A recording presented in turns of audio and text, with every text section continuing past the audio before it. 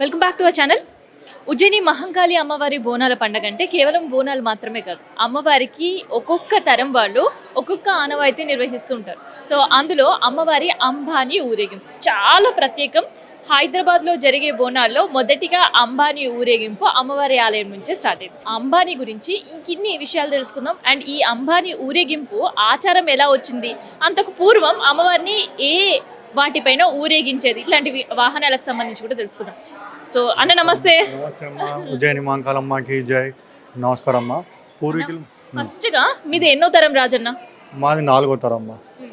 అంతకుముందు మా తాతయ్య ఉండే బాలయ్య మేస్త్రి అని, వాళ్ళ నాన్న సాంబయ్య అని ఉండే. ఈ గుడి స్థాపించినప్పటి నుంచి ఇక్కడ అయ్యప్ప షూరిటీ అయ్యప్ప వాళ్ళు చేశారు. దాని తర్వాత ఏంటంటే అమ్మవారిని ఆనవాయితీగా ఘటం ఊరేగింపు, మళ్ళీ అమ్మవారిని తీసుకురావడము, మళ్ళీ సాగనంపడం అనేది సాగనంప కార్యక్రమంలో ఏనుగు అమ్మవారికి సింహం అంటే ఎక్కువ ఇష్టము.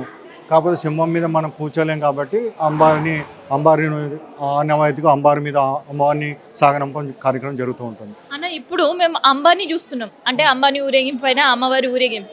కానీ అప్పట్లో పూర్వకాలంలో ఏవేవి పాల్గొనేవి వాహనాలుగా అమ్మవారి ఊరేగింపు? ముందు అమ్మవారి ఊరేగింపు ఏనుగు ఉండేదమ్మా. ఏనుగు తర్వాత 2 గుర్రాలు ఉండేది, ఒంటెలు ఉండేది, అన్ని వాహనాలతో పాటు ముందుకు సాగేది. ఏనుగు అనేది వెనుకకు ఉండేది. ముందు అన్ని రాజమార్గం లాగా రాజభటులు ముందు కూర్చునేది, రాజభటులు ముందు వెళ్ళిపోయేది, అమ్మవారు వెనుకుండేది. ఘటం అనేది అమ్మవారి వెనుక సాగనంప ఘటం కార్యక్రమం కూడా అమ్మవారి సోమవారం రోజే ప్రారంభం, అక్కడ నుంచి స్టార్ట్ అవుతుందమ్మా. సో ఏనుగు, అంత పెద్ద ఏనుగు నడుస్తుంటేనే ఇక్కడ నుంచే చూడాలంటేనే భయంగా ఉంటుంది. కానీ అట్లాంటి అమ్మవారి ఏనుగు పైన మీరు కూర్చుంటారు పటం పట్టుకొని, ఎట్లా అనిపిస్తుంది అన్న మీకు? అది మాకు ఒక అదృష్టం అమ్మ. అమ్మవారు కల్పించిన ఒక అదృష్టంగా భావిస్తాను తప్ప మాకు అలాంటిది ఏం లేదమ్మా. కూర్చోడం వల్ల మా పూర్వీకులు భయం ఏం లేదమ్మా. అమ్మవారి ఒక కృప ఉందమ్మా, చాలు మాకు. అదే ఇది. ఈసారి ఏంటంటే ప్రత్యేకంగా 2 సంవత్సరాల నుంచి గవర్నమెంట్ తీసుకొస్తుంది.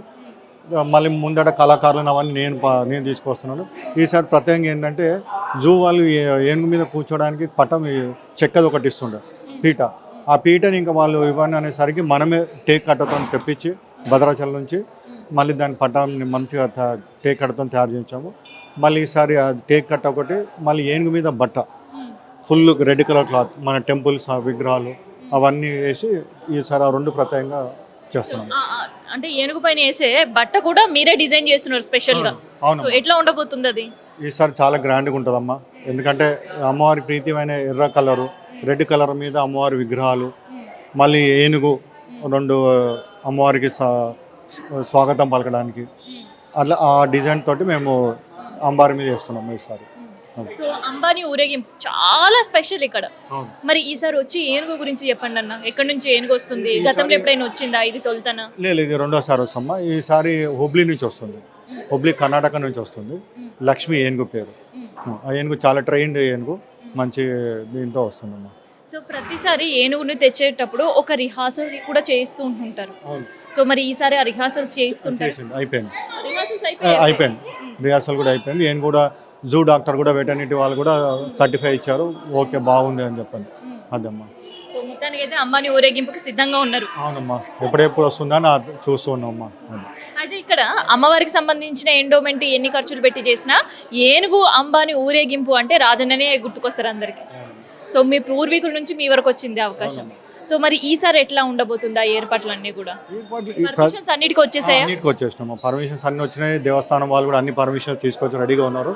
ఇంకా మండే రోజు రాగానే కార్యక్రమం మొదలు పెట్టడానికి కూడా రెడీగా ఉన్నాము. అన్ని ఏర్పాట్లు అయిపోయినాయి. ఏనుగు ఒకటి ప్రొవైడ్ చేస్తారు, మిగతా అంతా కూడా అమ్మవారి భక్తితో మీదే ఖర్చు. అవును, మిగతా అంతా ముందట అమ్మవారిని కళాకారులను పిలిపిస్తాము. ఆ కళాకారులు అమ్మవారు 9 అవతాలు 9 కళాకారులు వచ్చి ఒక్కొక్క వేషంతో అందరూ పాల్గొంటారమ్మా. ఇక్కడ ప్రతి ఒక్కరు పార్టిసిపేట్ చేస్తారు. ఎవరమ్మా? ఈ గుడికి ఏంటంటే సర్వీస్ దారునమ్మా. సర్వీస్ దారిని వీళ్ళతో పాటు నాకు కూడా అన్ని సర్వీస్ దారు హక్కులు ఉన్నాయి. అది అంటే ఒక అంబానీ ఊరేగింపు ఇవన్నీ కూడా ఖర్చుతో కూడుకున్నాయి. సో అమ్మవారి సేవగా మీరు ప్రతి ఏడాది చేస్తుంటారు. ఇన్ జనరల్ గా ఏం పనులు చేస్తుంటారు మీరు? నేను యాక్చువల్గా మాది సివిల్ కన్స్ట్రక్షన్ బిజినెస్ అమ్మా. ఇంకా ఇక్కడ ఏంటంటే పూర్వీకుల నుంచి వచ్చే ఆచారంని మనం అదే కంటిన్యూ చేసుకుంటాం. అమ్మవారి ఒక కృపతో అది కంటిన్యూ చేస్తూనే వస్తున్నాం. భక్తితో చేస్తున్నాం కానీ దీంతో కాదు. అవును, అవునమ్మా. మరి మీ ఇంట్లో వాళ్ళు కావచ్చు అందరూ. ఏమంటుంటారు అసలు? లేదు అందరూ దేవుని చేస్తున్నప్పుడు అందరూ ఏమి చేశారమ్మా. దేవుని భక్తులు ఎవరు ఈ రోజు కూడా బోనం చేశారు. అమ్మవారికి బియ్యం సమర్పించాము. ఈరోజు ప్రత్యేకంగా బోనం చేసాము. ఈరోజు అందరు మా ఇంటిలో అందరూ వచ్చారు ఈరోజు. సో ఈ పండగ రోజు ఎక్కడ మరి మీ ఏర్పాట్లు ఏముంటాయి పండగ బోనాల రోజు? బోనాల రోజు మాకే ఉంటుందమ్మా. సోమవారం రోజు మాత్రము ఇంట్లో పండగ ఇంట్లో పండుగ చేసుకొని ఇక్కడికి వచ్చి అమ్మవారు అక్కడ పట్టం రెడీ చేసుకుంటాము. దేవస్థానం వాళ్ళు మాకు పట్టు వస్త్రాలు ఇస్తారు.